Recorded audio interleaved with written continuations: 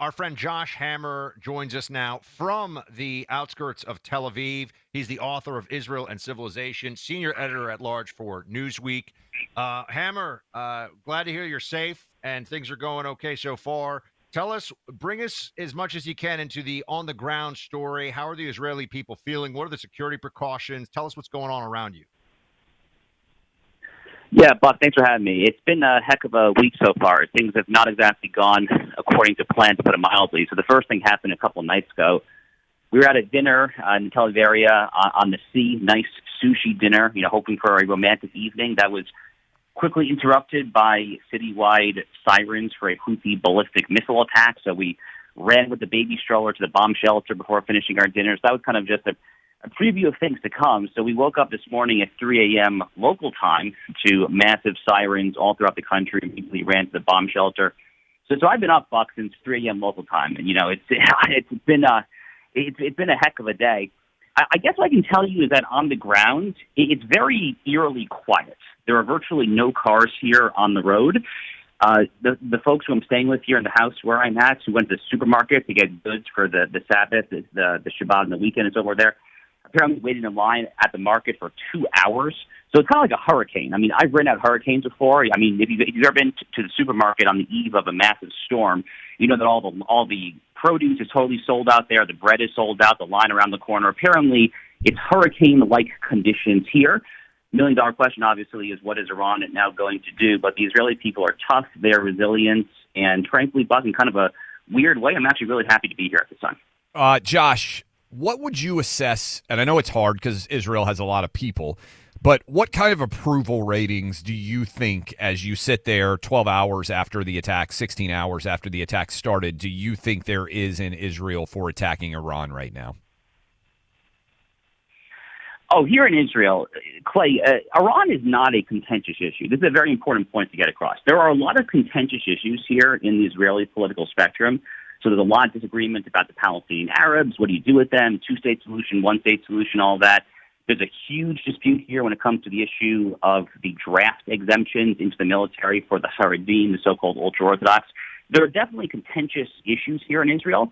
Iran is not one of them. I actually have this memory of chatting with a far-left member of the Knesset back in 2016. This guy was so far left, a literal self-described Marxist. He was actually a supporter of Bernie Sanders' 2016 presidential campaign. That's why I was chatting with him 9 years ago. And I say that because even this guy, who was such a Looney Tunes far-left guy, even he was pretty hawkish when it comes to Iran. So if you are a Jewish Israeli, I think Arab Israelis study different conversation, but Jewish Israelis here across the entire political spectrum understand that Iran is the existential threat, and that if the IDF's mantra of never again means never again, if that actually is to be taken seriously, then an operation the likes of which we saw last night simply had to happen at some point.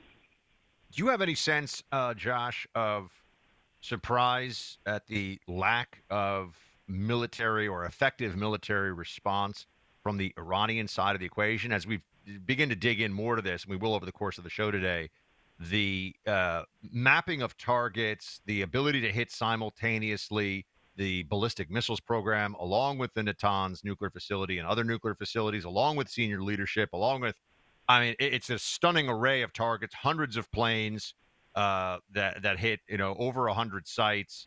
But how much worry is there that there will be a major military strike versus the terrorist cells dispersed that has always been a concern with Iran? So we saw a preview of this last year, right?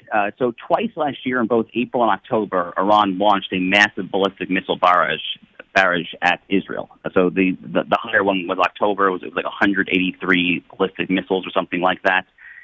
And Israel's missile defense system held up. Not a single Israeli was harmed. Not a single hair of a single Israeli was harmed, which is pretty remarkable in its own right.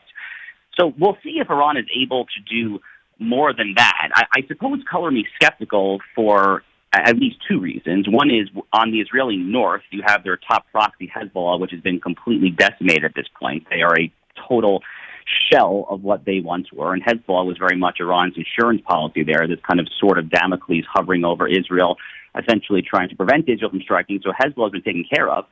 And then the literal actual people, Buck, on the ground in Iran, like the actual IRGC top generals, like the physical people who would actually get on the phone and call the shots, are mostly dead at this point.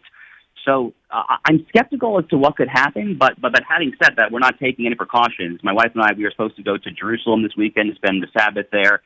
I was supposed to have a talk my book in Jerusalem Sunday night. We essentially canceled all that. We're buckling down here in the safe house. We've got a nice big bunker, bomb shelter rooms. So we're not taking any chances. Certainly not taking any chances, especially as a new father. But on the other hand, I'm pretty skeptical that Iran can do anything of much significance, to be honest with you. I think this is important, and we're going to dive into it more, Josh, and we appreciate you joining us from Israel.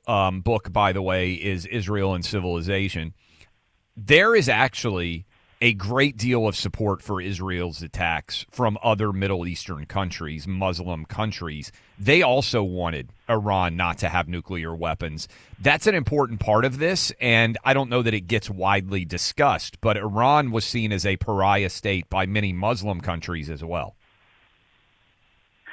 Oh, 1,000%. Now, look, the Saudis and the Emiratis have put out condemnatory statements, but that's just what the Arab countries do, Clay, as you know. I mean, they're basically very cowardly when it comes to their public-facing statements there, but privately, I mean, Mohammed bin Salman is definitely smiling ear to ear in Riyadh right now. There is no doubt about that.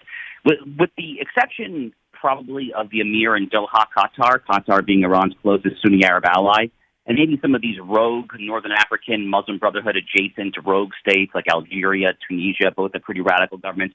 But the vast majority of the Arab world that matters, Saudi Arabia, the UAE, Bahrain, Egypt, Jordan, countries like that. We got to cut you off here. Stay safe, buddy. Thank you go for get Israel Civilization. Thank you so much.